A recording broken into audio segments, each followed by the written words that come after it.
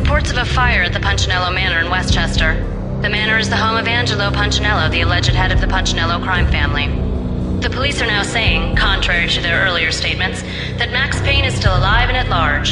He continues his vendetta against the Mafia, of which this last act of arson is attributed to. I had no recollection of setting any fires, but I did remember the flames.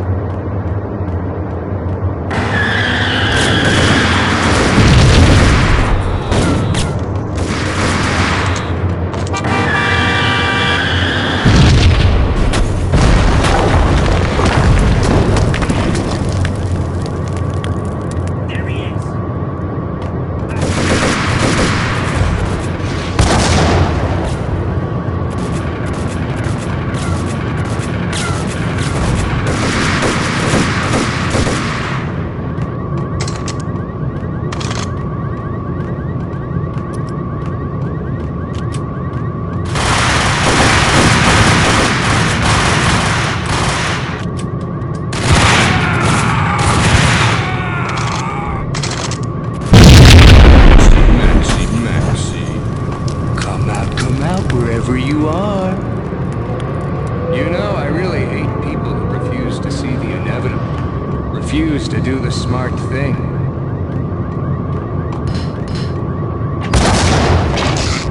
Oh, I must do that.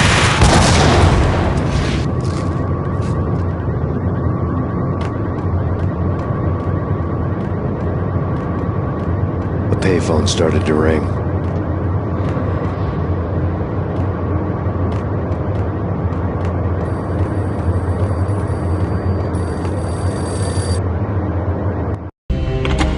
Yeah. Max Payne? Whatever does it for you. This is Alfred Woden. I can give you the name of your enemy. Come to the Asgard building presently. We are expecting you.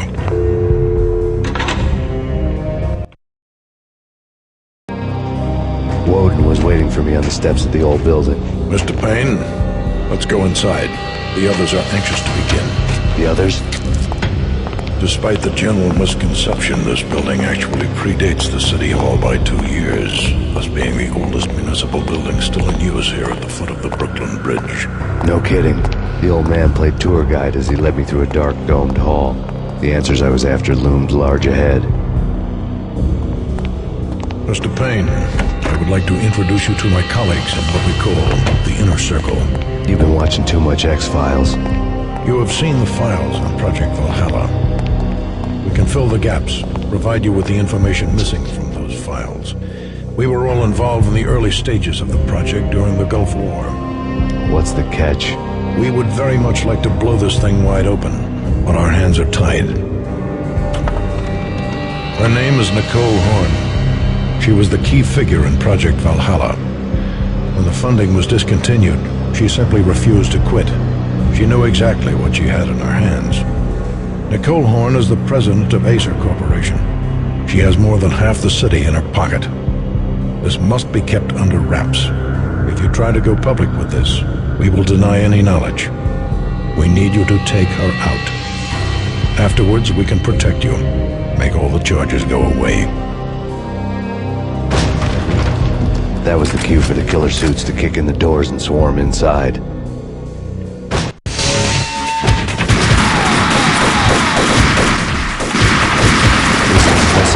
show, but I decided to leave early anyway. It was only a one-story fall.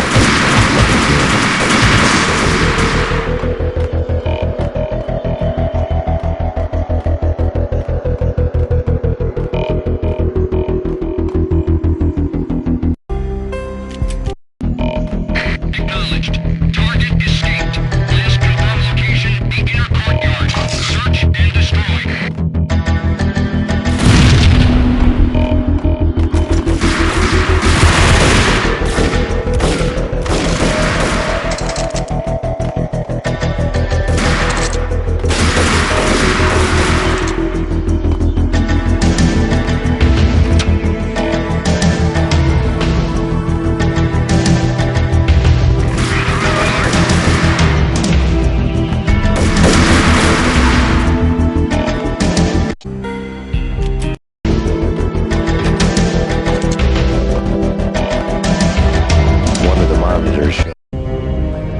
On screen, the so-called corpse of Alfred Woden stood up, miraculously waking from his dirt nap, looking smug among his dead pals. In the land of the blind, the one-eyed man is king.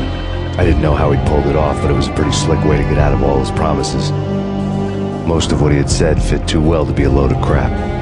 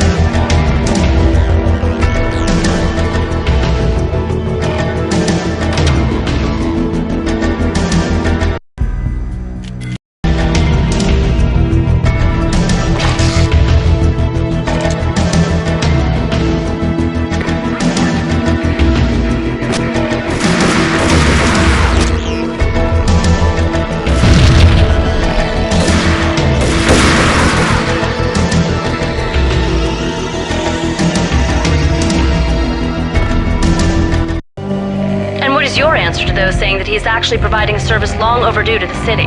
This crusade nonsense has gone too far. He's out of control. It must stop. He will be stopped. That was Deputy Chief Jim Rivera from the New York City Police Department.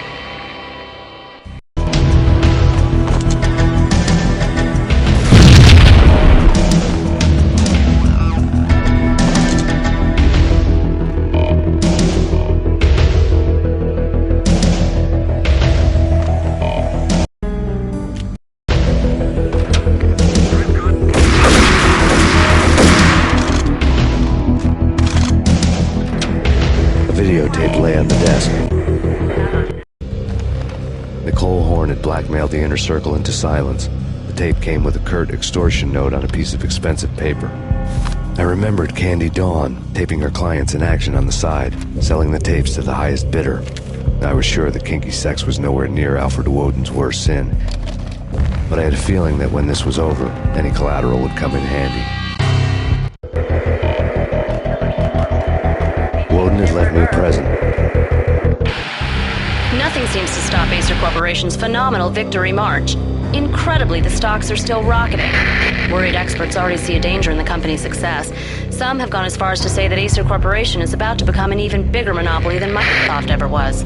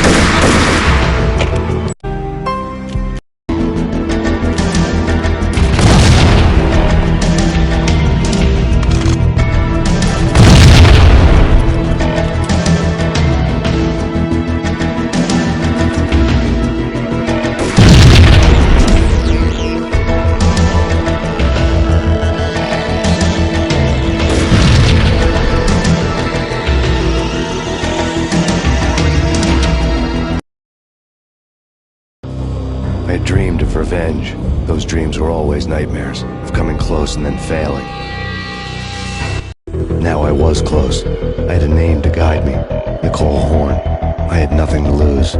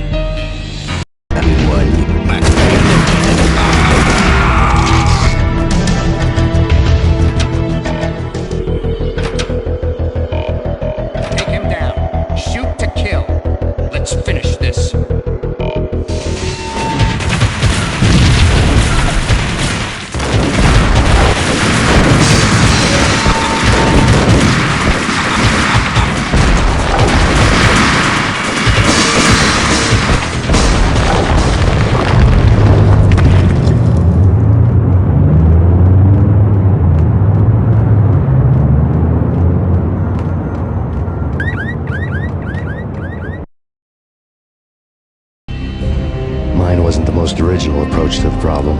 It wasn't as if it hadn't all been done before. An eye for an eye, the first principle of revenge. Old as dirt, still going strong. The cardinal rule in going after someone with an intention to kill was not to make it personal, which it almost always ended up being anyway. It did with me. I took my time, cruising around the city in the snow. There was no hurry. I knew what I had to do now. I took my time, thinking about it, building up the rage.